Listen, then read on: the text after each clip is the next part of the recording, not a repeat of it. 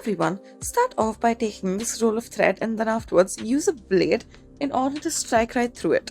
Now take this cloth and then put it under the sewing machine, make sure it is square, fold it over diagonally over it and then stitch it up into place as such.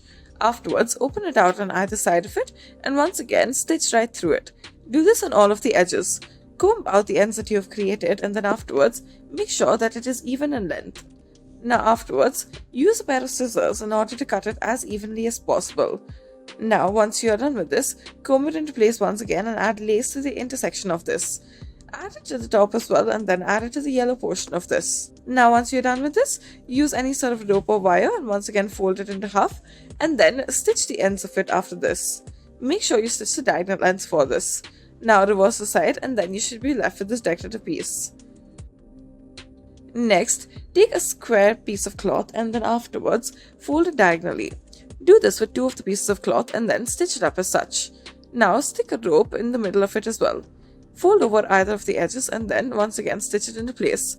Cut off the excess of all that is present as well, that is the rope. Now reverse the side of it and then once you reverse the side of it, then this is what you should be left with. Pull it out ever so slightly. Next, we'll start off by taking the thread and then afterwards make a pattern by drawing it on first and now using the needle and the thread, pull the straw through it as well and then afterwards pull the thread through it. Continue to loop it around and then afterwards make sure that you constantly do it. After you've done it multiple times, then pull the thread through as such using the needle. Now once you bring it together, this is what you should be left with. Tighten it in order to make it stay in its place. Now as for the bottom portion of it, cover it. Next, take this paper and then fold it over on either side and then afterwards make sure that you put it over some cloth. Afterwards, make the markings as necessary and use a pen in order to make sure the markings are seen. Now after this, slowly begin to stitch it in a sewing machine as such. Now after you've made this V shape to it and you've stitched either side of it, now afterwards, make a small slit at the base of it where the V section meets. Now after you've made the slit out of it, slightly fold it over.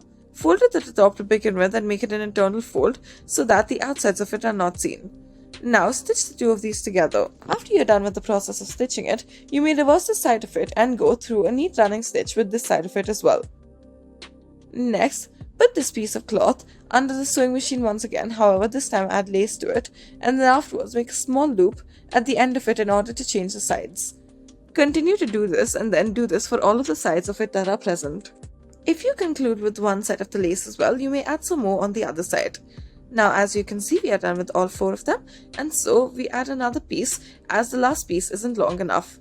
Cut it and then afterwards make sure that it stays in its place. This is what it should finally look like.